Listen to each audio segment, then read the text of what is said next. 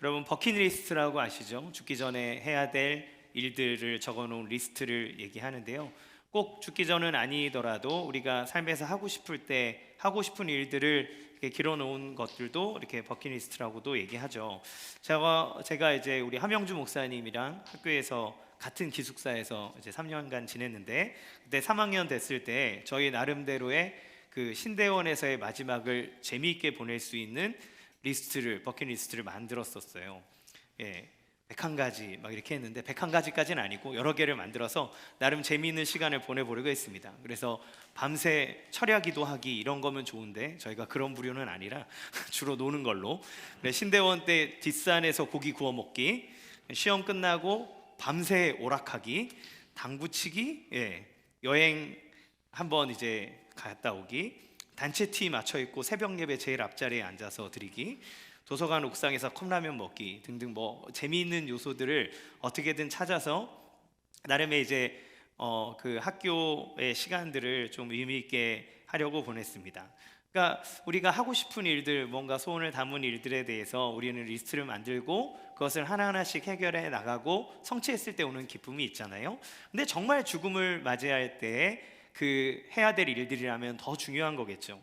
영화 버킷리스트라에서는 이 모건 프리먼과 잭 니콜슨이 주연을 맡았는데, 거기 영화에 보면 가난하지만 평생 가정을 위해 살아온 정비사 카터 챔버스가 있고, 또 자수성가한 백만장자지만 성격이 되게 괴팍해서 주변에 사람 하나 남아있지 않는 에드워드 콜이라는 사람이 함께 이제 그 같은 병원에서 만나게 됩니다. 이 카터가 전혀 공통점이 없을 것 같았던 이 사람들의 삶에 하나의 공통점이 생기는데, 그것은 이제 시한부 인생을 살게 됐다는 거예요. 그때 카터가 자기 인생을 돌아보며 하고 싶었던 버킷리스트들을 이렇게 쭉 적는데, 그거를 보고 에드워드가 자기의 재력을 가지고 그거 다 해보자 하면서 이제 같이 그 했던 일들을 이뤄가는 겁니다. 그런데 이 에드워드가 특별히 가지고 있었던 버킷리스트에 보면 가장 아름다운 미녀와 키스하기, 이게 이제 들어있어요. 그리고 나중에 이 소원이 어떻게 이루어지냐면, 자기랑 의절했던 딸을 찾아가서 화해를 하게 되고, 그리고 외손녀를 만나서 그 손녀와 키스하는 것으로 그 소원을 이루게 됩니다. 그러니까 죽기 전에 가지는 진정한 소원이 무엇일까라고 생각해 보면, 결국 사랑하는 사람을 찾고 사랑을 회복하고 그 사랑을 확인하는 과정들이지 않을까. 그것이 우리 인생에 있어서 정말 의미 있는 것이 아닐까 하는 생각이 들었습니다. 예수님도 시한부 인생을 사셨습니다. 오셨을 때부터 이미 죽을 걸 알고 계셨을 뿐만 아니라 지금은 더더욱이 당장 죽을 날을 눈앞에 두고 계십니다. 내일이면 십자가를 지고 골고다를 오르셔야 해요. 이때 주님도 십자가를 지시기 전에 당신만이 가지고 계신 버킷리스트가 있었습니다. 제자들과 꼭 하고 싶은 것이 있으셨어요. 그것은 제자들과 함께 만찬을 가지고 그들에게 하나님 나라와 당신의 이야기를 나눠주는 것, 그리고 또 한 가지 우리가 너무나 잘 아는 세족식을 하는 거였습니다. 제자들의 발을 꼭 씻어주고 싶으셨어요. 왜 주님은 이런 일을 하셨을까요?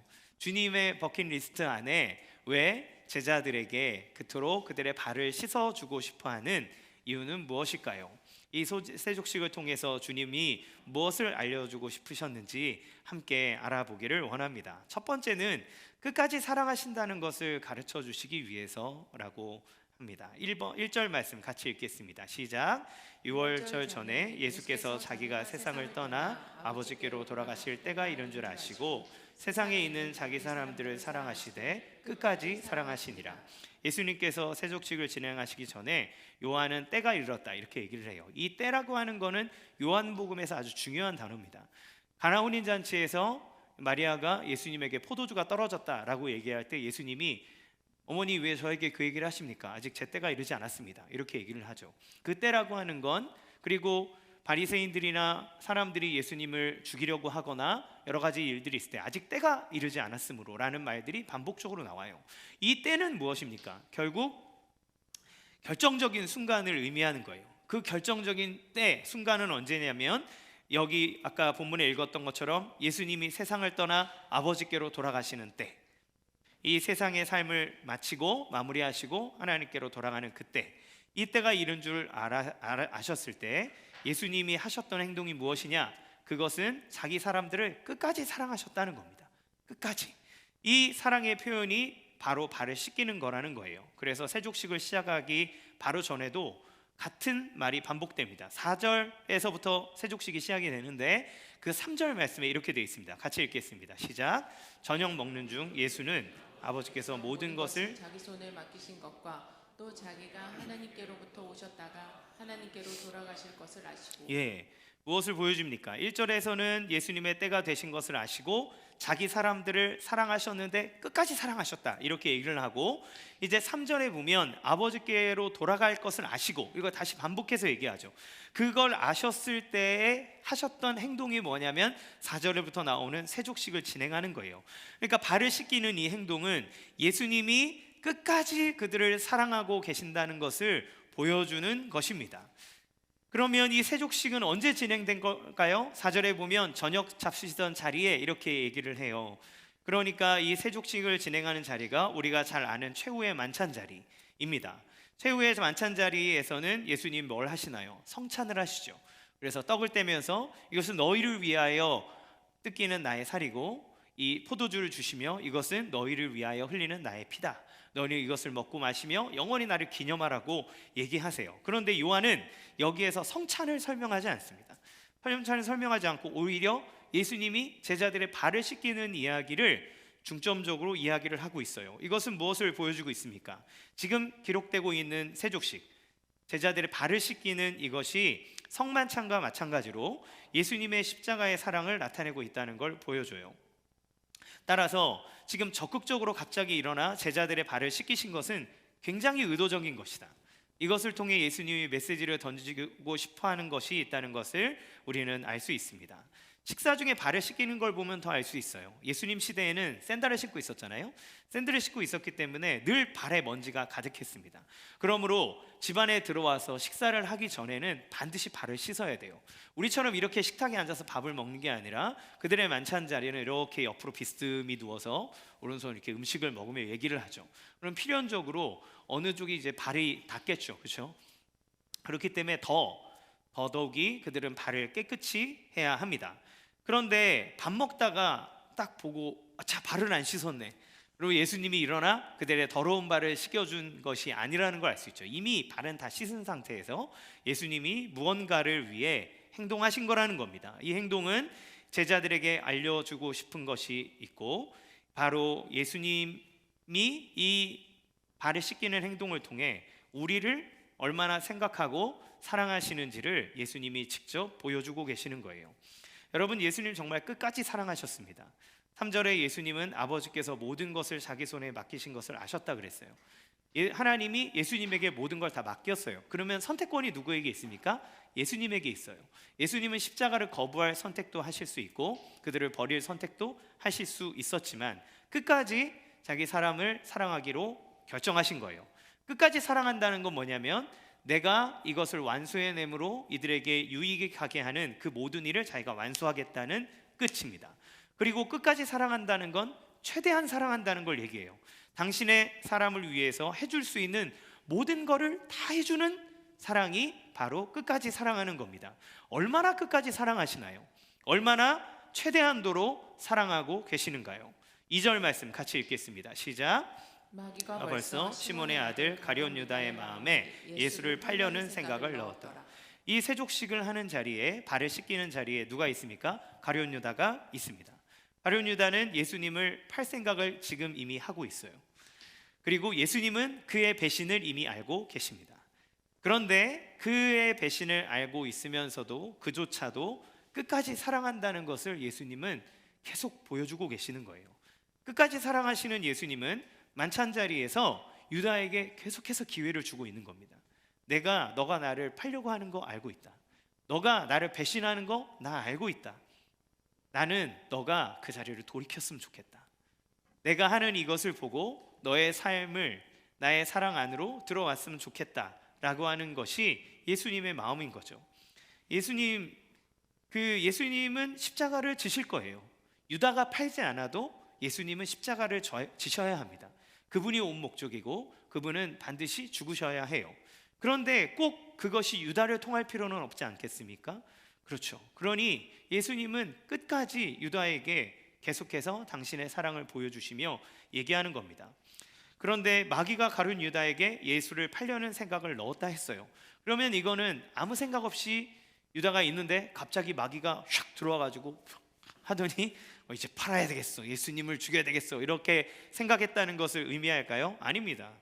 유다의 생각에 이미 예수님께 대해서 실망했고 자신의 욕망으로 가득 차 있는 마음에 예수님이 부합하지 않는다는 것을 확인했기 때문에 그는 예수님이 미웠고 예수님에게 실망했고 예수님의 방식을 용납할 수 없었던 거예요.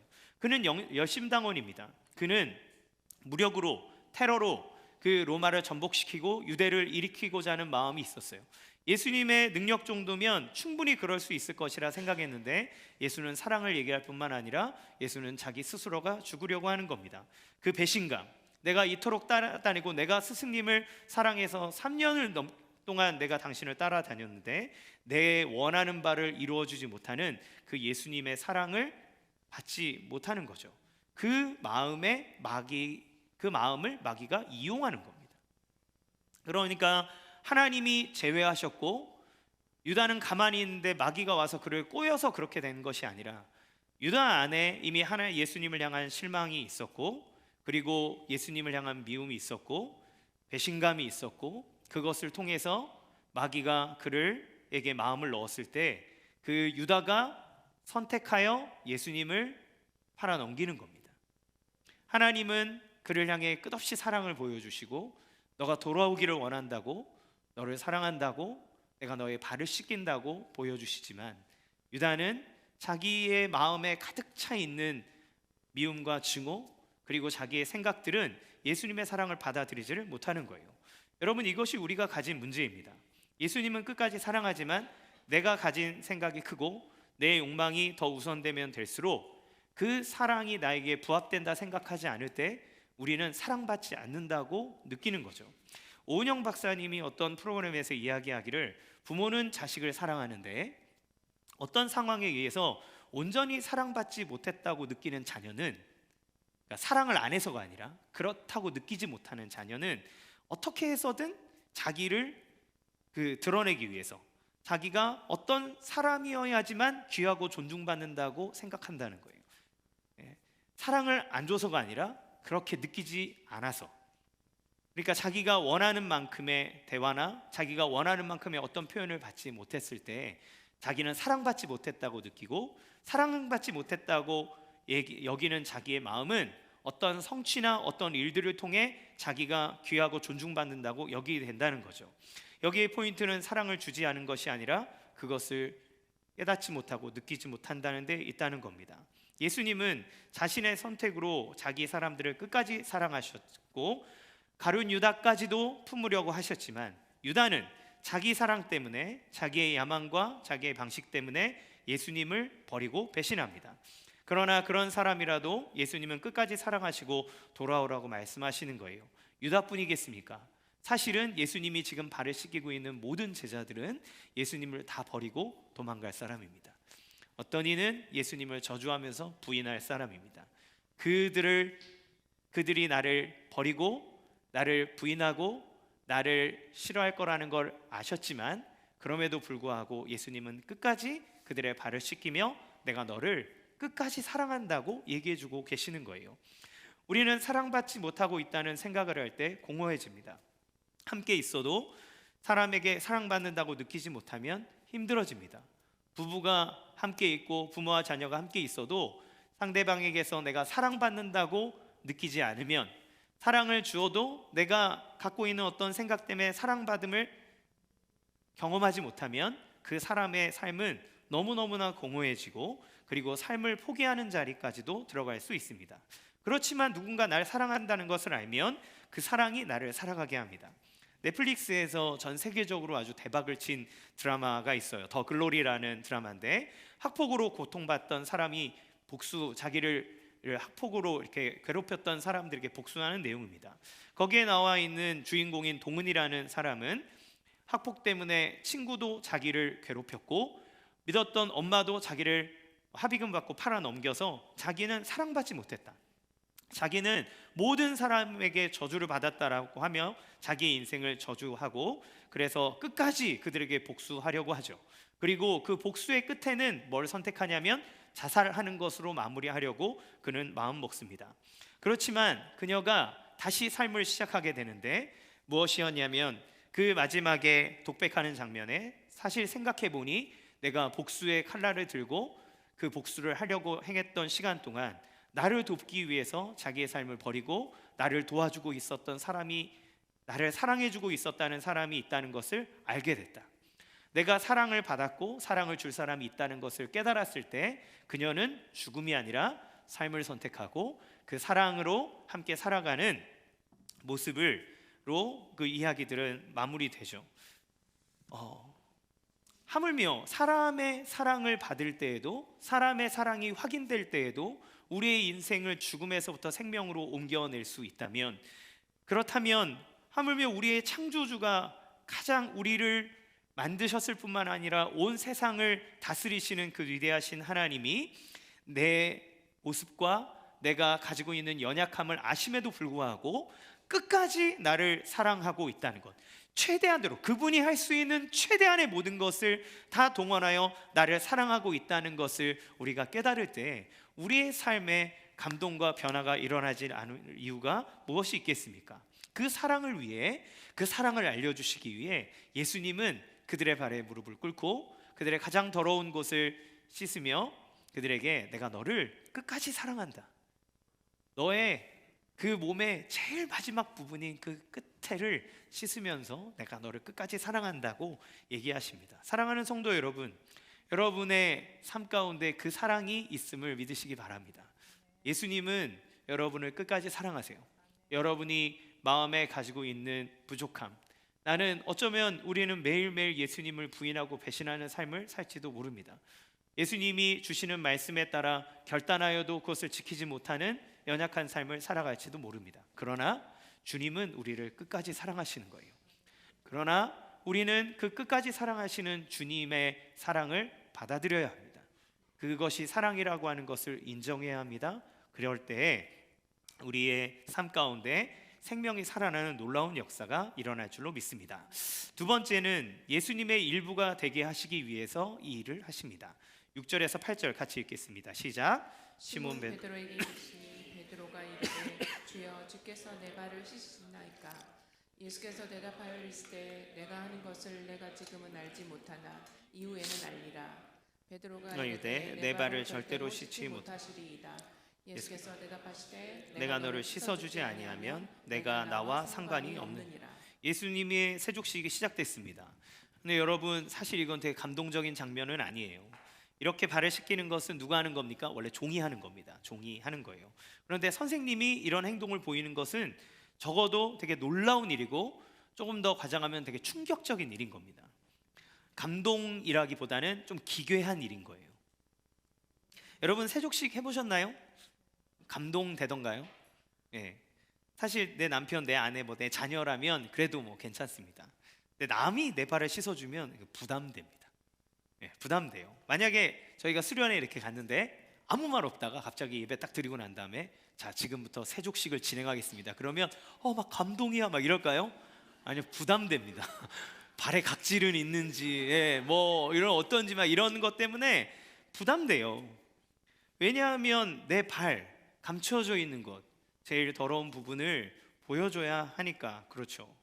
가장 더러운 부분, 연약한 부분이 보여지는 것이기 때문에 그렇습니다. 하물며 나보다 높은 이가, 나에게 가르침을 주는 이가, 내가 잘 보이고 싶은 이가 내 발을 씻어준다면 그거는 감동보다는 숨기고 싶은 것이 우리의 마음이에요. 내 연약함, 죄됨, 부족함, 이거를 숨기고 싶은 게 우리의 마음. 내 사랑하는 사람에게 좋은 모습 보여주고 싶은 것이 우리의 마음 아닙니까? 그러니 베드로도 제자들도 놀라버린 거예요. 당연히 어찌하겠습니까? 발을 빼는 거죠. 그렇게 할 수 없습니다, 예수님. 안 돼요, 예수님. 그런데 그런 베드로에게 예수님이 뭐라고 얘기하시냐면, 야, 내가 너를 씻어주지 않으면 너와 내가 상관이 없어. 여기에서 상관이 없다는 것을 직역하면 너는 내 일부가 될 수 없다라고 얘기하는 겁니다. 내가 너를 씻어주어야만 너가 나의 일부가 될 수 있다. 나의 일부가 된다는 것은 무엇입니까? 주님의 일부가 되는 것은 주님의 몸이 되는 것이고 주님의 가족이 되는 것이고 주님의 자녀가 되는 겁니다. 그 패밀리 안으로 들어가는 거예요. 우리가 어떻게 주님의 자녀가 될 수 있습니까? 내가 노력해서 그리고 시험을 쳐서 그분이 원하는 기준에 맞춰서 그분의 자녀가 될 수 있습니까? 아니요. 우리 모두는 죄의 노예가 되어 죽을 수밖에 없는 존재였고 우리는 그 죄를 갚아낼 능력도 없습니다. 그런 우리를 위해서 십자가를 지심은 죄의 값을 다 예수님이 치르셨기 때문이에요. 그분이 값을 지불하지 않으면 우리는 이 죄라는 저주에서 빠져나올 수 있는 길이 없습니다. 주님이 우리를 씻어주시지 않으면 우리는 깨끗하게 될 방법이 없다는 거예요. 십자가의 길은 선생이 제자의 발을 씻겨주는 것처럼 기괴해 보일 수 있습니다. 왜 그런 식으로 사랑하지? 왜 꼭 저렇게까지 해야 되지? 십자가가 고귀해 보이지 않잖아요. 막 패션 오브 크라이스트 보셨습니까? 두드려 맞는 거에 여러분 감동하시면서 보셨습니까? 저는 되게 힘들게 봤어요. 그래서 다시는 그 영화 안 봐요. 네. 그게 그렇게 좋은 장면이 아닙니다. 그러면 그걸 통해서 사랑을 막 느껴지기보다, 특히 요즘에 MZ들은 부담스러운 거 딱 싫어하잖아요. 꼭 그렇게까지 사랑해야 돼? 꼭 그렇게까지 해야 돼? 난 불편한데? 라고 얘기하는 거죠. 왜 그렇게 불편한 것을 예수님 하십니까?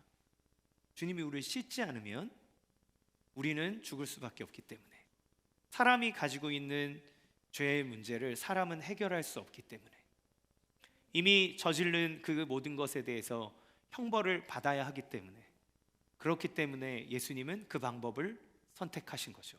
끝까지 자기가 할 수 있는 최대한, 그리고 우리의 모든 절망과 죽음에서 완전히 건져낼 수 있는 방법을 예수님은 선택하시는 겁니다.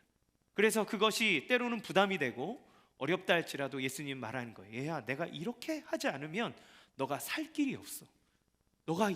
내가 이렇게까지 하지 않으면 너가 그 죄의 굴레에서 벗어날 길이 없어.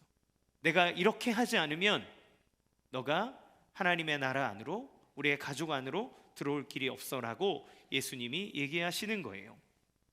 그래서 주님이 이렇게까지 이 하나님의 자녀로 받아들여지기까지의 모든 방법을 동원하고 계심을 보여줍니다. 따라서 사랑을 받을 줄 아는 것은 어찌 보면 사랑을 하는 것만큼이나 철저한 자기의 부정을 필요로 합니다. 예수님이 우리에게 보여주신 사랑을 내가 고지고대로 받아들이려면 나는 그 예수님 사랑 앞에 내가 죄인이라고 하는 그 사실을 들춰내지 않으면 그 사랑을 받을 수가 없는 거예요. 얘야, 내가 너의 발을 씻기지 않으면, 너의 그 더러운 부분을 씻겨내지 않으면 네가 깨끗해질 수가 없다. 사랑을 받을 수 있어야 사랑할 줄 아는 능력이 생기는 거죠. 가룟 유다는 그 마음의 발을 내밀지 못한 겁니다. 가룟 유다는 예수님을 사랑했을까요? 사랑했습니다. 그러니까 3년을 쫓아다녔겠죠. 그러나 자신을 위해서 예수님을 사랑한 겁니다. 그래서 예수님이 주시는 사랑을 모르는 거예요. 자기가 기대하는 것만큼 예수님을 사랑하는 겁니다. 그러나 끝까지 사랑하셔서 자기의 발을 씻기시는 예수님, 내가 생각하지 못한 방법으로 나를 사랑하시는 예수님을 받아들이지 못하는 거예요. 왜요? 예수님의 사랑을 받아들이려면 내가 더럽습니다. 나는 깨끗이 씻음을 받아야 됩니다라고 하는 사실을 인정해야 되는데, 그것을 인정해야 내 발을 내어드릴 수 있는데, 유다는 정의로웠고 그 정의를 위해서 나는 이 일을 하고 내가 하는 이 일에 동조하지 못하는 당신은 불의하다, 죽어 마땅하다라고 생각하는 거예요. 그러니까 자기의 사랑이 너무 컸기 때문에 예수님의 사랑을 받아들이지 못하고, 자기의 더러움이 씻어져야 된다는 것을 깨닫지 못했기 때문에 예수님께 발을 내어드리지 못하므로 유다는 예수님의 일부가 되지 못하는 겁니다. 베드로도 늘 그렇게 행동했었죠. 지금 발을 씻기는 예수님을 말립니다. 그렇게 하면 안 됩니다, 선생님. 그런데 이거 어디서 비슷하게 본 장면 있지 않습니까? 마태복음 16장에 보면 예수님께서 십자가에 죽는다는 것을 얘기하실 때 베드로가 그냥 항변하면서 얘기합니다. 그렇게 하지 마십시오. 그러면 안 됩니다, 예수님. 내가 이렇게 따라다녔는데 그렇게 죽으면 안 되지, 예수님. 예, 막 화가 나는 거예요. 그때 예수님 뭐라 그러십니까? 사탄아, 내 뒤로 물러가라. 아주 그냥 사제지간에 그냥. 예. 그런데 네가 하나님의 일을 생각하지 않고 도리어 사람의 일을 생각하는도다. 이렇게 얘기하시는 거죠. 무엇을 보여줍니까? 사람이 자기의 생각, 자기의 사랑, 자기의 비전, 자기의 야망이 너무 크니까 하나님이 우리에게 주시는 일을 보지 못하고 하나님이 우리에게 주시는 사랑을 알지 못하는 거예요. 예수님을 사랑하는 것처럼 보이지만 사실은 자신을 사랑하기에 믿지 못하고 믿지 못하니 예수님의 사랑을 온전하게 받아들이지 못합니다. 우리가 기도할 때 내가 원하는 것이 이루어지지 않을 때 우리 하나님 앞에 실망하지 않습니까? 그래서 하나님은 나를 사랑하지 않는다고 얘기합니다. 우리가 내 마음에 가지고 있는 그 어떤 것 때문에 하나님이 나를 사랑하냐 아냐를 만약에 구분한다면, 만약에 저는 저의 자녀에게 나쁜 아빠예요. 맨날 달라는 거 안 줘요. 안 돼. 위험해. 못 줘. 지금은 안 돼. 그것은 사랑의 마음이고, 그를 향한 모든 사랑하는 이에 대한 마음은 모든 것이 예스가 아니라 그에게 가장 좋은 것을 주기 위한 선택으로 가기 때문에 그렇습니다. 따라서 사랑은 반드시 믿음이 수반됩니다. 상대방을 믿을 때 그의 사랑을 받아들일 수 있는 거예요. 저희가 나를 위해 가장 좋은 것을 행한다. 그가 나를 위해 행하는 모든 것들은 선한 것이다라고 하는 믿음이 있을 때 그 상대방을 통해 나에게 주어지는 사랑을 우리는 받아들이는 거죠. 그것이 우리가 구원을 얻을 수 있는 유일한 길입니다. 내 발을 왜 내어드립니까? 내 발을 내어드릴 때, 내 연약함을 내어드릴 때 그분이 내 연약함을 정죄하고 나를 해코지하는 분이 아니라 나의 연약함을 씻어주시고 나의 죄를 깨끗하게 하사 하나님의 가족 예수님 당신의 일부로 받아주시는 은혜의 역사가 있기 때문에 그렇습니다. 여러분은 예수님 앞에 드리지 못하고 있는 부분이 무엇입니까? 예수님은 우리의 가장 연약한 부분을 내어놓으라고 얘기합니다. 왜냐하면 내가 그 연약한 것, 너의 죄된 것, 부족한 것을 씻어낼 때 비로소 너는 나의 사랑을 받을 수 있고 나와 함께 할 수 있고 나의 가족이 될 수 있다고 얘기하기 때문입니다. 그 예수님 앞에 우리의 발을 내어드리는 삶이 되기를 원합니다. 세 번째, 우리도 발을 씻기는 사랑으로 승리하기를 원하셨기 때문입니다. 14절에서 15절 같이 읽겠습니다. 시작. 내가 주와 또는 선생이 되어 너희 발을 씻었으니 너희도 서로 발을 씻어주는 것이 옳으니라. 내가 너희에게 행한 것 같이 너희도 행하게 하려 하여 본을 보였노라. 예수님께서 본을 보이셨다는 것은 예수님을 닮으라고 하시는 말씀이에요. 이렇게 씻어주시는 이유는 너희도 나와 같이 하라는 말입니다. 사실은 이 말씀은 좀 되게 의아해요. 왜냐하면 세족식의 의미에 대해서는 예수님 설명 안 하셨거든요. 갑자기 이것만 의미를 얘기해 주십니다. 7절 말씀 같이 읽겠습니다. 시작. 예수께서 대답하여 이르시되 내가 하는 것을 내가 지금은 알지 못하나 이후에는 알리라. 세족식을 할 때 그 의미를 알려주지 않고 그냥 하세요. 그것은 그 진짜 의미, 너희를 위해서 내 모든 것을 다 던져 낮은 자리에 들어가는 것이 십자가의 죽으심과 부활을 통해 우리를 살리려고 하는 그 놀라운 계획이라고 하는 것을 예수님은 제자들에게 지금 설명하여도 다 이해할 수 없기 때문에 그 설명은 보류하시죠. 실질적으로 나중에 예수님이 부활하시고 나서 성령이 임하고 난 다음에 제자들은 그 모든 사실들을 다 깨닫기 시작합니다. 구약에서부터 예수님이 그동안 우리에게 해주셨던 모든 말들의 의미가 무엇인지를 다 깨닫는 일들이 나타나게 되죠. 그런데 여기에서는 지금 이 본을 보인다라고 하는 것은 예수님이 밝히 들어 얘기하십니다. 왜 그럴까요? 이것은 우리가 능히 우리의 지혜와 우리의 마음으로도 알 수 있는 거기 때문에 그런 것 같아요. 위에서 예수님이 씻어주시지 않으면 그분의 일부가 될 수 없다고 얘기했어요. 즉 예수님의 십자가의 씻음으로 우리는 예수님의 존재의 일부로 받아주셨다는 거죠. 따라서 그 씻음을 받은 너희는 이제 나의 일부이니, 나와 나의 가족이니, 나와 같은 자이니 이제 너도 나를 닮아 그 삶을 실천하라고 얘기하는 겁니다. 예수님께서 우리에게 베푸시는 사랑은 나만 알고 간직하시는 사랑이 아닙니다. 예수님의 사랑이 한 번의 퍼포먼스로 끝난다면 그건 정말 낭비일 거예요. 그리고 그것은 흘러가야 하는 겁니다. 예수님이 원하시는 것은 바로 그런 것이었어요. 예수님은 내가 너희의 발을 씻었으니 내 발을 씻어라 이렇게 얘기하지 않으시고 내가 너희의 발을 씻었으니 너희도 서로의 발을 씻어주어라 라고 얘기합니다. 예수님은 주와 또는 선생이 되어 너희의 발을 씻었다고 얘기합니다. 내가 주고 내가 선생이지만 내가 종의 자리에 내려가서 너희의 발을 씻었다. 그러면 서로의 발을 씻어주라고 하는 것은 단지 섬기라고 하는 말의 의미가 아니라 너희가 서로 섬기라는 거예요. 서로 섬기라는 것은 무엇입니까? 사랑을 받을 줄도 알아야 하고 받은 것을 내보낼 줄도 알아야 한다는 겁니다. 우리는 무조건 내보내는 존재가 아니라 사랑을 받아야 하는 존재고, 그리고 사랑받는 것을 또 되갚는 것이 우리의 모습입니다. 서로에게 그렇게 하는 거예요. 그래서 예수님께서 사랑하라 하시는 것은 서로입니다. 남편과 아내가 서로 주인이 되고 서로 종이 되는 겁니다. 남편은 머리인데 어디? 그게 아니라 남편도 주인이 되고 남편도 종이 되는 거고, 아내도 주인이 되고 아내도 종이 되는 겁니다. 그 서로에게 서로를 섬기는 것이 하나님의 마음입니다. 부유한 자나 가난한 자나 권력이 있는 자나 낮은 자나 서로 주인과 종이 되어 섬기는 거예요. 나는 가난하니까 나를 도와줘야만 돼, 나는 부유하니까 나는 베풀기만 하면 돼 라고 하는 것이 아니라 서로가 서로에게 섬기고 서로 사랑을 받는 관계로 있어야 된다는 겁니다.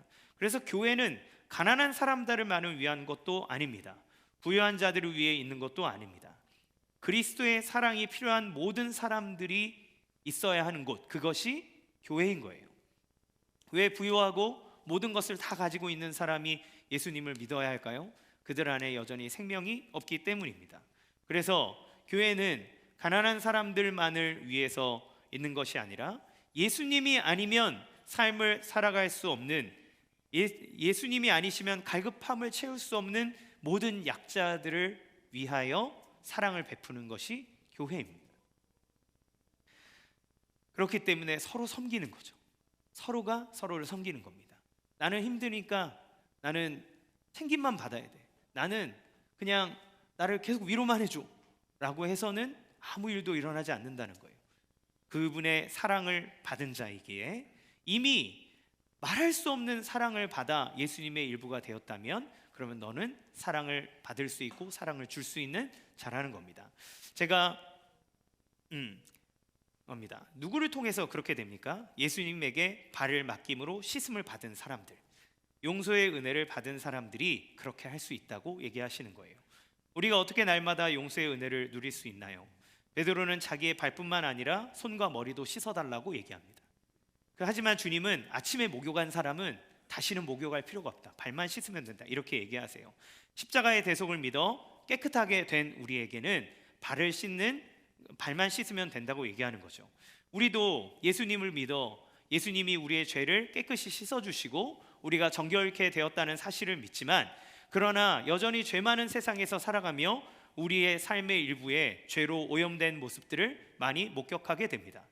이것이 우리가 날마다 죄의 용서의 은총을 누려야 하는 이유예요. 여러분, 하루의 일과를 마치고 다 뭔가 피곤하고 뭔가 마음의 공허함 같은 것이 몰려올 때 우리 내면을 깊이 들여다보면 어느덧 마음 한켠에 자리 잡은 죄의 오염을 보게 됩니다. 왜 그렇게 얘기했을까?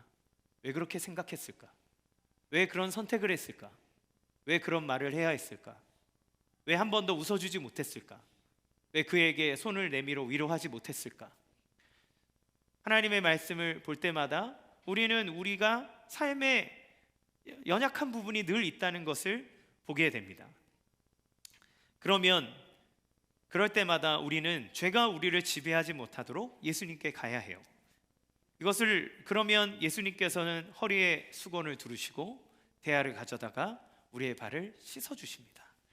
이것을 어떤 방식으로 우리가 경험할 수 있을까요?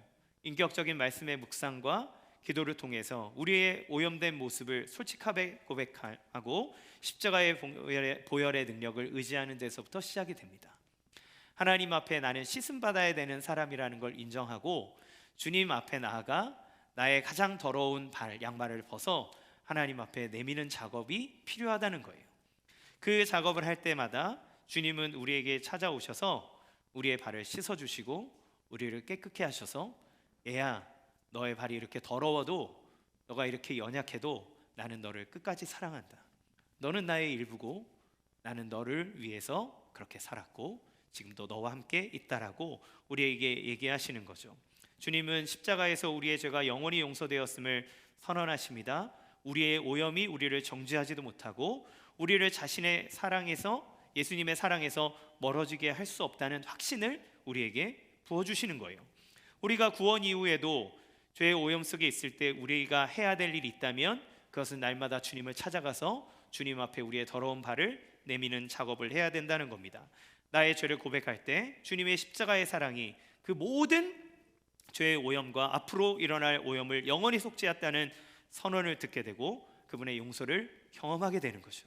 그렇게 날마다 용서의 은혜와 예수님의 사랑을 확인하는 사람에게는 어떤 일들이 일어나게 됩니까? 그 사람들은 다른 이들을 정죄하기 전에 나 자신이 용서받은 사람이라는 것을 깨달을 수 있습니다. 어쩌면 우리는 계속 판단하고 그들을 정죄할 수도 있지만 그런 마음이 들다가도 내가 용서받았다는 사실, 내가 한없는 하나님의 사랑을 받았다는 사실을 깨닫게 되면 그 사랑을 통해 나도 용서할 수 있고 나도 사랑을 베풀 수 있는 존재가 되는 거죠. 사랑하는 성도 여러분, 여러분이 예수 그리스도의 은혜와 사랑 안에 그리스도의 보혈로 깨끗하게 씻음받은 하나님의 자녀이심을 믿으시기 바랍니다. 여러분은 예수님의 일부가 되었고 예수님의 자녀이기에 예수님과 같이 그 일을 행하실 수 있습니다. 서로 사랑하십시오. 그 사랑을 받으십시오. 그리고 사랑을 주십시오. 섬김을 받으십시오. 섬김을 주십시오. 그 모든 시간들, 그리고 내가 늘 연약해지고 어려워질 때마다 우리를 끝없이 받아주시는 예수님 앞에 우리의 연약한 발을 내어놓읍시다. 그분이 우리를 씻으시고 우리를 사랑해 주신다는 그 말을 들을 때 우리의 안에는 다시 한번 살아나는 부활과 같은 새로운 생명과 삶의 활력과 능력이 나타나게 되고 그 사랑받음은 나를 다시 일으키는 새 힘으로 작용하게 될 줄로 믿습니다. 한 가지 예화를 드리고 말씀을 마무리하겠습니다. 맥스 루케이도 목사님이 하신 설교 중에 너무 감동적인 예화가 있어서 함께 나누고 싶어요. 한 성형외과 그 의사 선생님이 해주셨던 이야기라고 합니다. 그분이 하던 성형외과에 한 여성이 찾아왔어요. 이 여성의 남편은 화상으로 얼굴이 심각하게 훼손되었다고 합니다. 이유는 뭐냐면 집에 불이 났는데 불이 난 집에 계시던 부모님을 구하려고 들어갔다가 변을 당한 거예요. 그런데 너무너무 안타깝게도 부모님을 구하지 못했습니다. 그래서 남편은 자기를 막 자책하면서 내가 부모님을 구하지 못했기 때문에 하나님이 나에게 벌을 주셔서 내가 이런 몰골이 됐다라고 자기의 인생을 저주하면서 있었습니다. 그래서 자기를 스스로 가두고 집 밖에 나오지 않고 은둔하며 생활을 하고 있었어요. 그래서 아내가 의사를 찾아와 도움을 청했습니다. 우리 남편을 도와줄 수 있습니까? 의사는 충분히 도울 수 있다고 얘기했어요. 그런데 아내가 말하기를 근데 선생님 문제가 있습니다. 남편이 누구와도 얘기를 하지 않아요. 그러니 남편과 얘기를 하고 싶은데 남편이 당한 일을 저도 겪게 해주실 수 있나요? 제 얼굴을 다 망가뜨려 주세요. 제 얼굴도 훼손시켜 주세요. 그렇게 훼손시킨 제 얼굴로 남편을 본다면 남편도 제 얼굴을 보고 마음을 열어 저를 다시 받아줄지도 몰라요. 의사가 어떻게 했을까요? 의사는 당연히 아내의 부탁을 거절했습니다. 그리고 남편에게 찾아가 봤어요. 의사는 남편의 집의 문을 두드리며 굳게 닫힌 문을 향해 외쳤습니다. 계세요? 계십니까? 당신의 아내가 저를 찾아왔습니다. 자신의 얼굴을 다 망가뜨려 달라 합니다. 당신의 얼굴이 망가졌으니 아내가 자기의 얼굴을 망가뜨려서 남편과 같은 모습이 되게 하면 그러면 당신이 마음을 열고 자기를 받아줄 거라고 얘기하면서 저에게 찾아왔습니다. 라고 하면서 막 문을 두드리며 외쳤어요. 그 이야기를 들은 얼마 후 손잡이가 움직이더니 남편이 문을 열었습니다. 그리고 나서 남편은 치료를 받기 시작했고 새로운 얼굴을 가지고 새로운 삶을 시작하게 되었습니다. 남편처럼 되면 그가 다시 돌아오지 않을까 하는 이 놀라운 아내의 사랑 때문에 닫혀 있었던 남편의 마음의 문이 열려졌고 그 사랑받음으로 인해서 그는 자기 몸에 있던 상처의 치료를 받고 마음의 치료를 받고 새로운 삶을 살아갈 수 있게 된 거죠. 하나님께서 우리를 위해 하신 것이 이런 것입니다. 하나님께서 우리를 위해 그렇게 하신 거예요. 하나님이 여러분을 위해서 그렇게 하신 겁니다. 우리가 듣지도 못하고 나 자신의 문제에 빠져서 골방에 들어앉아 세상이 다 꺼진 것처럼 나 자신의 인생을 저주하며 나의 인생을 한탄하며 그렇게 살아가고 있을 그때, 그렇게 앉아있는 우리를 위하여 예수님이 이 땅에 오신 거예요. 예수님은 그 사람처럼 사랑의 음성을 우리에게 들려주신 겁니다. 자기의 모든 몸을 다 웅크려 우리의 가장 연약한 부분을 만지시기 위해 오신 겁니다. 여인이 자기의 얼굴을 훼손하려 한 것처럼 예수님은 자기의 모든 거룩함을 다 훼손하여서 그 모든 것들을 다 쪼그라들게 만들어 우리에게 찾아오신 겁니다. 온 우주 만물을 창조하신 광대하신 하나님이 인간의 몸으로 힘이 작아지게 오셨습니다. 그 예수님은 자기 스스로를 배고픈 자리로 들어가게 하셨고, 그리고 자기의 삶을 비참함 가운데로 끌고 가셨습니다. 왜요? 우리가 있는 그 자리로 오시기 위해서 그렇습니다. 그것으로 끝나시지 않고 그걸로도 부족해서 결국에 십자가의 죽음을 담당하셨습니다. 우리가 절망과 아픔 가운데 쌓일 수밖에 없는 죄의 문제를 해결하려면 예수님이 그 죄의 값을 자기가 뒤집어 쓰고 죽어야만 우리의 죄값이 해결되기에 예수님은 그 십자가의 고통을 친히 당하신 겁니다. 왜 이렇게까지 해야 됩니까? 왜 자기의 얼굴을 훼손하면서 그 남편을 봐야 합니까? 왜 스승이 된 자가 자기의 무릎을 꿇어 제자를 씻기는 기이한 일을 해야 합니까? 왜 하나님은 십자가라고 하는 그 말도 안 되는 그 이상한 방법을 써서 우리를 구원해야만 했습니까? 예수님은 우리에게 메시지를 던지시는 거예요. 내가 너의 그 마음을 안다. 내가 정말 절망 가운데 있는, 아픔 가운데 있는 너로 사는 것이 어떤 것인지 내가 알고 있다. 예수님의 십자가의 죽으심은 우리가 당할 고통을 예수님이 당하신 겁니다. 우리가 받아야 될 형벌의 모든 아픔을 예수님이 받으신 겁니다. 너가 있어서 받게 되는 모든 고통의 자리, 아픔의 자리, 그곳에 내가 있다라고 하는 것을 예수님은 이 성만찬 자리에서 세족식을 하며 발을 씻어주시는 것으로 제자들에게 보여주고 있는 거죠. 여러분, 예수님이 고난을 당하시고 십자가에 죽으시는 이 모든 과정들은 예수님의 사랑을 보여주기 위함입니다. 예수님이 우리를 얼만큼 끝까지 사랑하시는지를 얘기해 주시는 거예요. 이번 주간은 고난주간입니다. 고난주간을 단순히 예수님의 고통을 묵상하는 것으로 생각하지 마십시오. 그래서 막 의도적으로 예수님이 십자가에 찢기는 거 막 이런 걸 얼마나 아프실까 그렇게 생각을 하니 어떤 사람은 자기 몸을 막 채찍으로 때리기도 하고, 그것이 예수님이 바라시는 것이 아닙니다. 예수님이 우리 앞에서 고난을 당하시고 십자가에 달리시며 그것을 영원히 기념하라 하는 것은 내가 너희를 사랑하는데 끝까지 사랑한다는 것을 예수님은 보여주시는 거예요. 그러므로 우리는 이 한 주간 예수님의 고난을 묵상할 때 예수님의 아픔, 예수님이 찢긴 그 고통의 크기를 묵상하며 그 아픔을 나에게 가져오는 것이 목적이 아니라 예수님이 나에게 주시는 사랑이 얼마나 크고 놀라운지를 묵상하고 그 사랑을 깨닫는 시간이 되기를 원합니다.